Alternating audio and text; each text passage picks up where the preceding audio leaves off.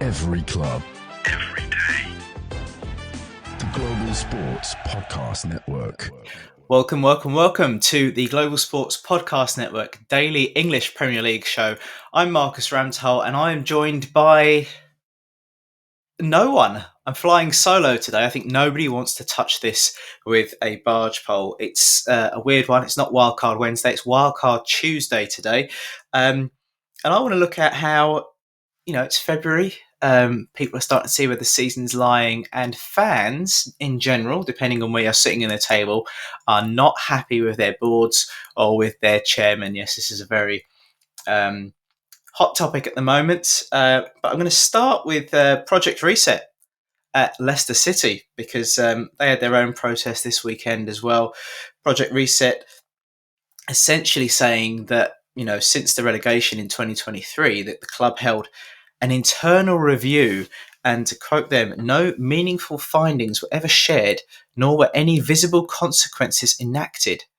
Instead, the club continued along the same path, allowing the same key decision makers to remain in place unchecked. And they also go on to cite a lack of playing and footballing identity, saying that under Dean Smith, they were a counter-attacking side. Under Maresca, they were patient, possession-based, and bit harsh this, I think. Under Cooper, they say nobody, including the players, knew what the philosophy was actually meant to be. And of course, Leicester sitting 19th in the table at the moment on 17 points, just above them on 17 as well. Just pipping them with goal difference is Ipswich Town. They've got 1 win in 5. It looks like they're going straight down, which I couldn't see. And it's a real sorry state of affairs from kind of only recently, it feels like, seeing them win the Premier League, 15-16 season, winning the Premier League. And of course, that tragic helicopter crash where the chairman, Vishai, died in 2018. I think the club hasn't really recovered from that. So Leicester City fans aren't happy, not necessarily because of where they are in the league. Of course, they're concerned about that, but the Project Reset clearly saying, well, we've known about these issues for a while and the club isn't really doing anything to address them. That was kind of overshadowed by the Levy out protests. Now, Spurs had a good win against Man United. You could say Man United just were not good enough, but a home win during the protests, and it was all about ousting Spurs chairman Daniel Levy. So I thought we'd take a good look at what's going on there, because Levy is the longest serving Premier League chairman. He's been at the club since 2001, and those of you who can remember as far back as 2001, he took over from Alan Sugar as he was then, Lord Sugar as he is now. And again, the fans weren't happy with what was going on under Lord Sugar. And Levy was kind of seen as, he is a businessman, he's a Spurs fan, which I think a lot of people forget. He is a fan of the club, lifelong fan of the club. And when he came in, fans were excited. It's been a long time now. Like I say, he's the longest serving Premier League chairman. He is also the highest paid Premier League chief executive, if I've done my research correctly. And in 2017-18, the club recorded a healthy £113 million profit. So you can see why the fans are starting to question what's happening at Spurs. Slight segue here. It is a healthy profit. And here's more to do about your health. Your body is unique. And Global Sports Podcast Network has partnered with Bioniq, the world's most personalised supplements. Bioniq provide 100% tailor-made supplements designed to deliver precisely what your body needs at exactly the right levels to optimise your health. No guessing. So click the link in the show notes. Use the code GSPN 2025 for 40% off your first month's subscription. Bioniq. Don't settle for off-the-shelf solutions made for just anybody. Get what's right for you right now. Yes, do check out Bioniq. As I said, healthy profit for Spurs in 17-18, and the group change for Spurs, who've been behind these protests. Been looking into them. Well organised, very articulate with what they're kind of saying. Interestingly, on their website, in their manifesto and other documents, they've commended Spurs for their commercial success, resulting in the best football stadium in Europe. But they also note that it should be acknowledged that the fans have contributed to that with their unwavering support over the last 22 years. And the banners at all over the stadium were kind of citing 24 years, 16 managers, one trophy, that League Cup in 2007, 2008. So we will talk about the stadium shortly.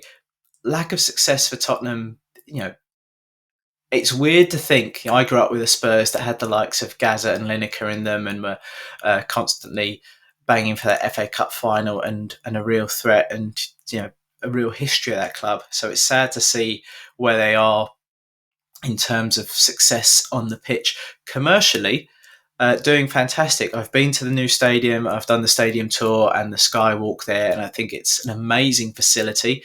62,850 retractable pitch. The technology that goes into that is wonderful. If you're a football fan of any kind, I recommend just going on that stadium tour and checking it out. But one of the kind of key sound bites from this week was Jamie Redknapp saying, look, he reckons as long as they've got Beyonce, as long as they've got the NFL, the board are happy.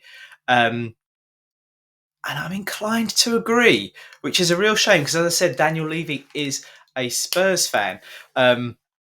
To the point, and I don't know if there's any truth in this, but apparently during the construction of the stadium, Levy went over and above kind of the budget, not above the budget. He spent extra to make sure that the cranes in the North London skyline were painted blue and were not red. And all the fire extinguishers in the stadium apparently are not red. They are various shades that are not red, but still in compliance with fire regulations. Someone can fact check for me and tell me in the comments if that is true. Then wow, I've got no words if that's true. My point here, I suppose, is it would highlight that Levy is a Spurs fan. He wants the best for the club. Interestingly enough, in the manifesto that the Change for Spurs group have got, they also say they don't want Levy out. I don't know if people know this. It says they would like Daniel Levy to step aside from footballing matters and focus on commercial growth. So they're not saying necessarily that they want him to leave completely and they're unhappy with what's happening there. I mentioned they said they've got the best football stadium in Europe. We'll come on to that. I think it's an incredible stadium and an amazing place. That roof that covers in and keeps all the sound in as well, adding to the atmosphere. But of course, it's difficult to have an atmosphere when your club is underachieving, when you used to have the likes of Gareth Bale and Harry Kane in your squad and now are struggling to finish in a decent league position, struggling to win trophies. So yes, I feel your pain, Spurs fans, but I will ask a few questions of you later on in this episode. But first of all, let's hear about Zencastr. Here at the Global Sports Podcast Network, we spent a lot of time selecting our delivery platform. Zencastr came out as the clear winner. With 4K video recording from your phone, AI editing that automatically removes all those ums and ahs, it's super easy to start a podcast that sounds great and is delivered efficiently. If you're ready to tell your story, check out the link in the description to learn more about Zencastr. And back to that best stadium in Europe quote. So I've done a lot of stadium tours and I've been to a lot of games in a lot of different clubs. Nou Camp at Barcelona was an incredible experience. And even though it's older, I still think there's something quite special about that stadium and the facilities are incredible.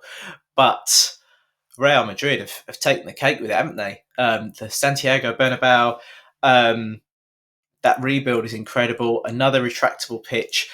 very much a commercial decision by Florentino Perez to create a stadium that can be used beyond once every couple of weeks to host a football match. So again, chasing down, can we get Bill Gates in here to speak? Can we get Taylor Swift to perform in here? I think she was the first artist to perform there as well. And similar, Perez has been there since 2000. And it feels like almost like a dictatorship that everyone's very happy with, apart from being not at the club, I think, between 2006 and 2009, I want to say.